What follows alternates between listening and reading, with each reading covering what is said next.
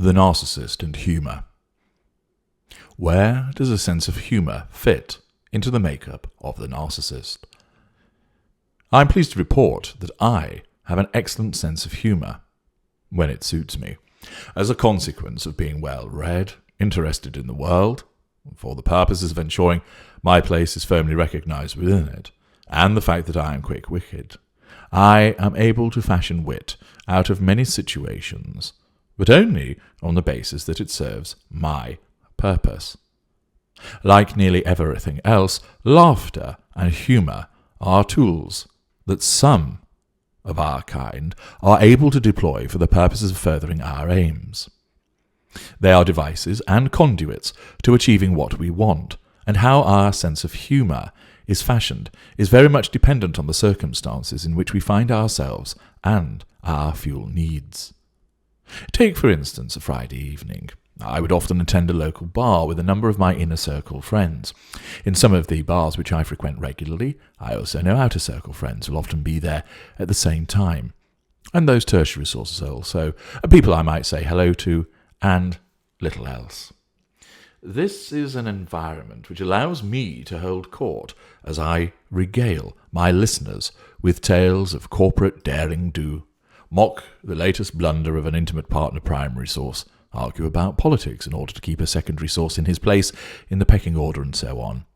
Humour always plays a part. I am well aware that by demonstrating a keen sense of humour and drawing giggles, snorts, and belly laughs, this is all good positive fuel, enables me to assert control over people in a benign way, and aids in the maintenance of the facade, to demonstrate that I am entertaining company, fun to be around and amusing. I always find my jokes and witty anecdotes amusing, obviously. I also recognise that for the purposes of continuing to draw fuel, and to maintain the facade that is necessary for me to laugh at the comments and antics of others, this does not come naturally. If someone else is telling a joke, the spotlight is on them. I do not like that. It does not ignite any fury, far from it, but I want the laughter to be because of my anecdote, not, say, my friend Paul's recollection of an incident at work.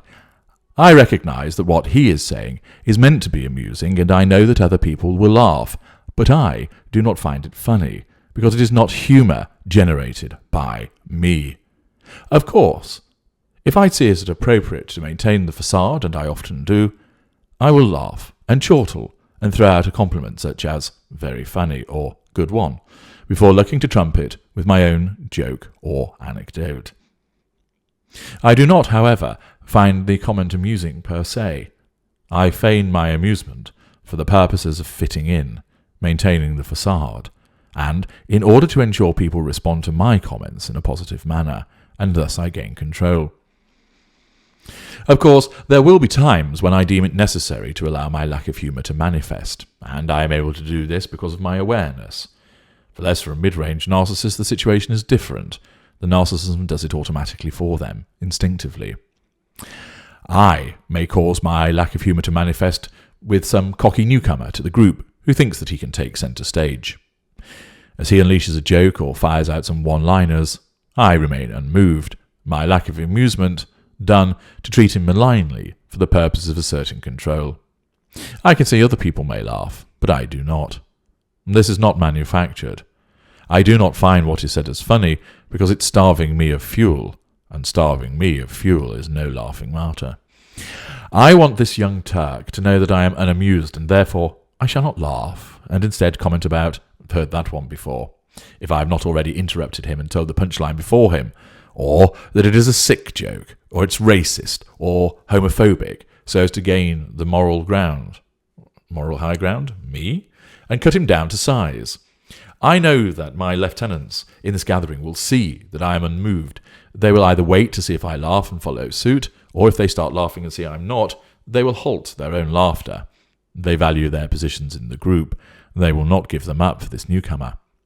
Even if others in the group continue to laugh, there is a degree of discomfort, since some of us have not laughed, and that provides me with the fuel that I want.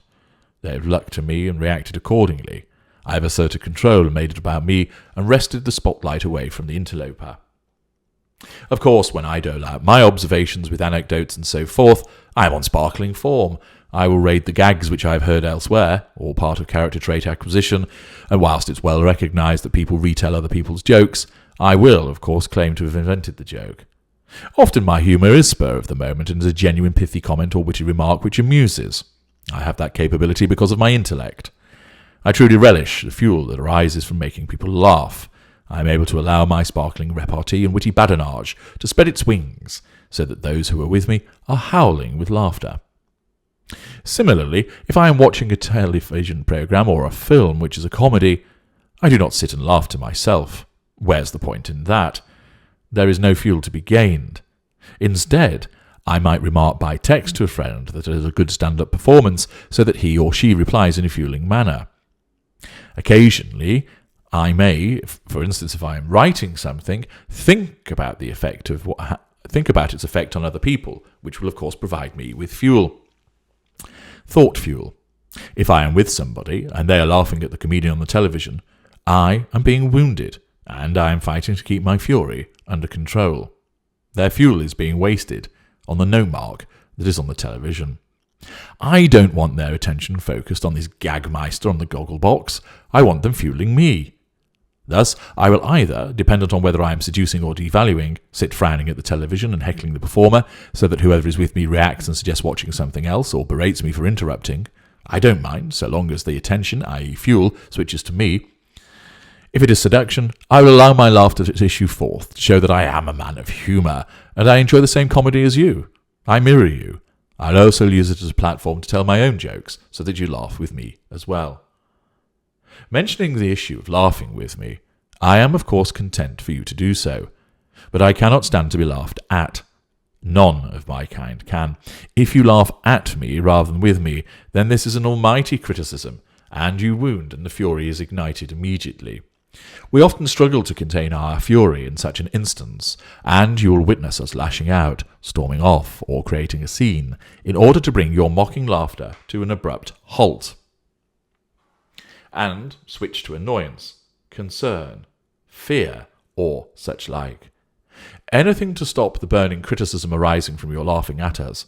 We hate it. We have a complete sense of humour failure at being mocked in this manner, and it will result in repercussions for those who are laughing at us. I, of course, know when laughter is required, and I decide whether I shall join in or not. Some of our kind are not as attuned, and it takes them a little while before they realise that they should be laughing, because their sense of humour just is not there. The imitation game, please listen to the video of the same name, is such that they are not able to identify that they should be laughing as quickly, and therefore there is a gap. Instead, they must realise that it would be appropriate to laugh, and you will witness a pause before the laughter begins. Listen carefully, and you will hear that it's hollow. Look to the eyes of the narcissist, and you will see that the eyes do not twinkle with amusement, but remain fixed and empty. This show of humour and amusement is an artifice designed to assert control, gain fuel, and manufacture a facade where appropriate, and is part of the mask carousel, part of the imitation game that we operate. Finally, there are instances, however, which truly do amuse me and make me laugh, whereas the supposed humour of others is either rejected or embraced, all as part of the need to generate fuel, be it positive or negative, and I make a decision as to what it will be rather than an instinctive response. There are occasions where I will laugh instinctively. Those are the occasions where somebody else has suffered a misfortune, especially if it's been caused by me. Schadenfreude is a marvellous device, and one which causes me to smile, to laugh, and to bellow with that laughter. This accords with my perverted sense of humour, which arises from gaining delight in misery and misfortune of others. Whereas, with other people's attempts at humours, I have to decide whether I will remain nonplussed or feign hilarity for the sake of drawing fuel and the maintenance of the facade. When I see someone fail because I have hidden a report they need, I either break out into paroxysms of mirth behind my office door, or, if I know it would not look good to do so in front of the facade, I stifle my amusement and allow it to erupt when I am in the gents' bathroom or with a lieutenant at lunch later on. The basis for my humour has been repeatedly touched on in my discussions with the good doctors over the many years I have spoken to them, and they have been interested to learn of this valve-like approach to exhibiting humour.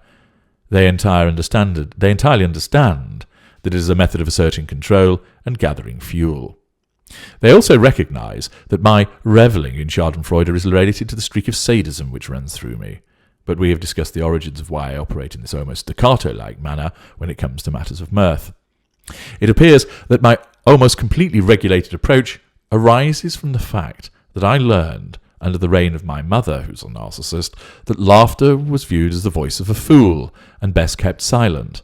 Thus, like as I have learnt and I am learning, much of my development has become warped. The creation of my sense of humour has been affected in much the same way, being seen as a product to be used rather than as a natural consequence of matters arising, save for those where I witness the manufactured misery of another. Some say that if they didn't laugh, they would cry. I wasn't allowed the luxury of either. Thus I turned humour into another weapon, either to charm, to withhold, or to belittle. It really is no laughing.